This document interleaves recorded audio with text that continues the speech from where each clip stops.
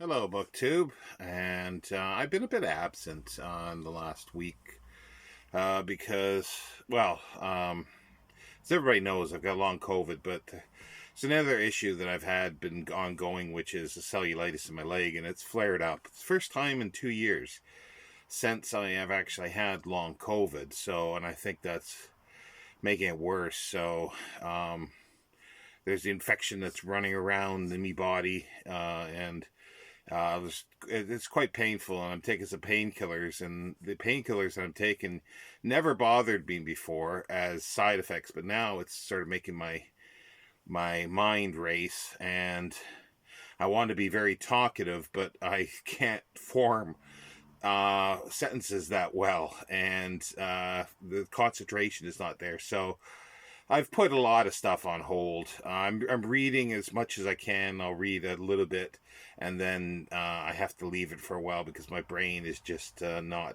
cooperating. But anyway, see, that's what I mean. I'm just rambling more than usual. But what I want to do is with this video is just I've been thinking of my reading plans for 2023, and everybody does this, and I'm always hesitant to do this because my health isn't the best, and I'm not gonna do any reading things on my own to get people going, like to be the main host of anything. I'll be joining in some other ones, but at least that way, if I flounder, then it doesn't make the whole project or reading event sort of go downhill. Um, and I'll be continuing with the Future History Project by Isaac Asimov, and that's a case in point that we should have actually been done. I should have been done with this now, at least all the main readings, but that hasn't happened, and it's going to be ongoing. But that's fine. So I'll be completing that. So the other things that I want to do, my reading wants for 2023 is I've been planning a number of things for a while, and I'll be joining others for other events as well. But my personal reading are going to be, and it's going to be on a monthly basis. There's 3 series of books that I want to read, and I've decided to do them on a monthly basis. The one is a long one, so if I do it a monthly, it's going to take 2 years to do this pretty well, because there's 20 volumes, 20 books to the series. It's Emile Zola's Rougon Marquette. No, I'm butchering that. I'm not sure the correct pronunciation of it, but it's a family history. I think it's the Second Empire in France from the 1830s or 40s to the 1870s. And there's 20 books. I've read about 5 or 6 of them in the past, but never really knew that they were part of a series, and never read them in any sort of order. So now I want to read them in Emile Zola's order, not the order of publication, but the order that he says is the chronological story of this family. And as I say, I'll be doing one of those a month, and probably not more than that. And I might have to skip a month here or there, so I'll try to make up for it. At least these are the plans, as I say. Something else that I've been dying to reread again, which is going to be hard for me to just read one volume a month or one book a month, is the Strangers and Brothers series by C.P. Snow. But I'll try to contain myself and just do one book a month.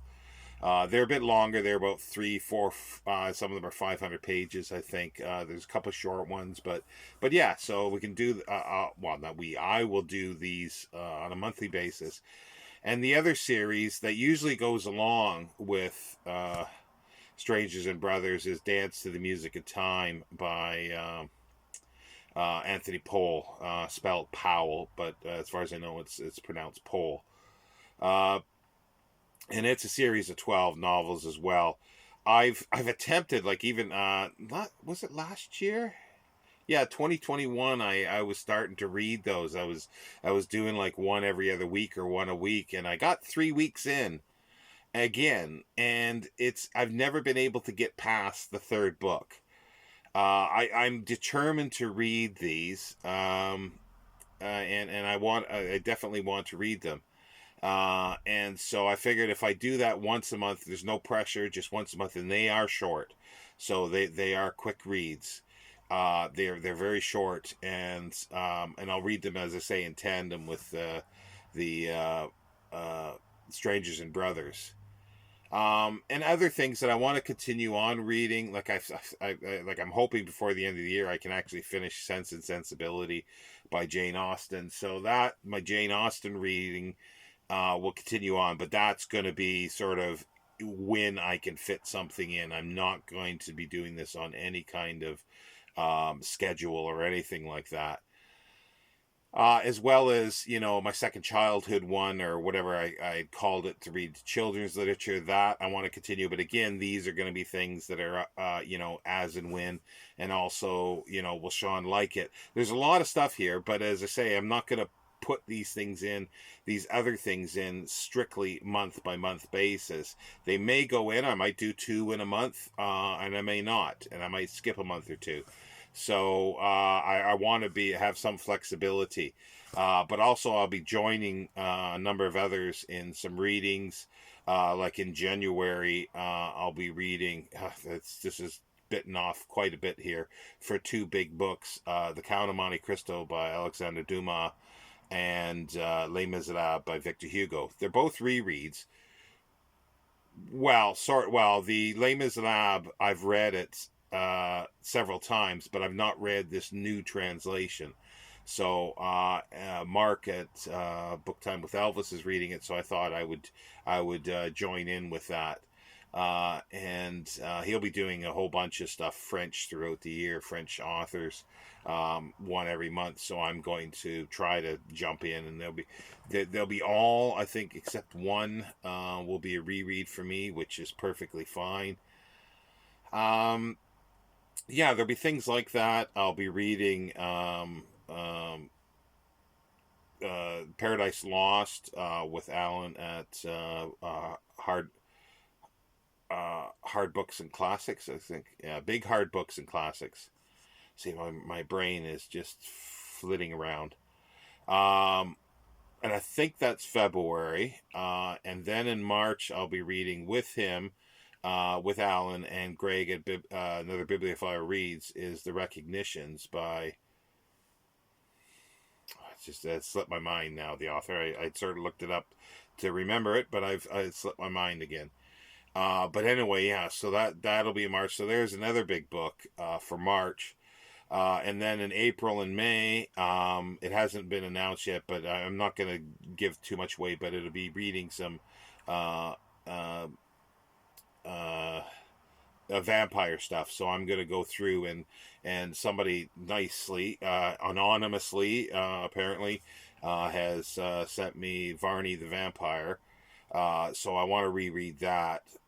So I'll be doing a sort of historical read of vampire novels, just very selective, but John Polidori's, which is very short, The Vampire, Varney the Vampire, Camilla by Sheridan Le Fanu, and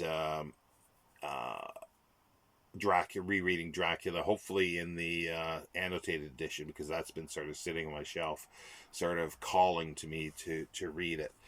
So I'll be doing that in that sort of April and March. There's quite a bit, and then there's and anything else I can fit in, possibly Let the Right One In, which I was supposed to read that earlier, and I'd like to get that done. So I'll leave it for then if I can. The biography by David Skal of Dracula in the Blood, I think it's called, the biography of Stoker. So did I say Dracula? It's Stoker. So I want to read that, and possibly there's a prequel and a sequel that was written to Dracula by a sort of distant relative or descendant of Stoker. So I might get to those. So yeah, so there's things like that, and there'll be lots of others. There'll be Horror Mayhem that I'd like to join in the new year for May, and that'll be combined with the vampire stuff. And then June on the Range, Michael K. Vaughan's June on the Range. I'd love to be able to do that again. I have plans for it, but I'm not sure if I can get the material. I want to go right back to the dime novels, the American dime novels, early stuff, and read some westerns that were done in there, and maybe even more of the Steam Man of the Plains, and things like that I started last year. But I'd like to sort of concentrate on the dime novel ones, because it would be an excuse for me to delve into those a little deeper. Or at least, well, I wouldn't. It won't be deep. It'll be just superficial because there's not a lot of time. And then in August, Mark and I still plan on doing our August of Adventures. And this year I'm going to be doing nonfiction exploration. And possibly I think we might be doing Dictember again, which I really didn't really. This past September, I didn't really join too much, but that's, again, like, these are things that at least there's another co-host or a host, and there'll be other co-hosts. So if I fail, if I fumble, then hopefully it won't destroy the whole reading experience for everybody.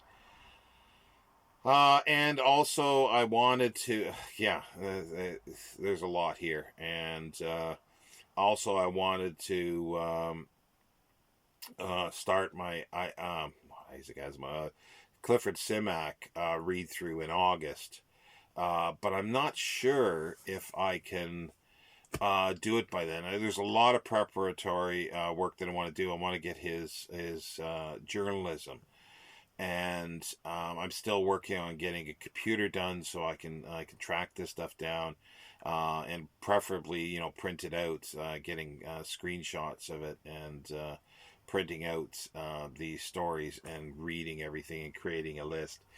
So that may not happen in 2023. I'm hoping it will, but it'll be something that I'll be working on hopefully from February or so on, once I get computer everything sorted. Fingers crossed, and creating a list. And there'll be other things that will come and go, I think, of interest, that somebody else will do, other buddy reads. Also too, with Nathan, at the Rambling Reviewer. We're gonna, I think, him and some others too, but I wanted to get back to my Virginia Woolf stuff, so we might occasionally throw in a Virginia Woolf story, and I think the first one we'll do in January, which is nice and short, which works out for January, is To the Lighthouse. You see, I'm not working anymore, so I have theoretically all the time to do this, but it varies from whether I've got 3-4 hours a day to, and on really good days I have about 8 hours of reading ability to do during the day because of the tiredness and the long COVID symptoms.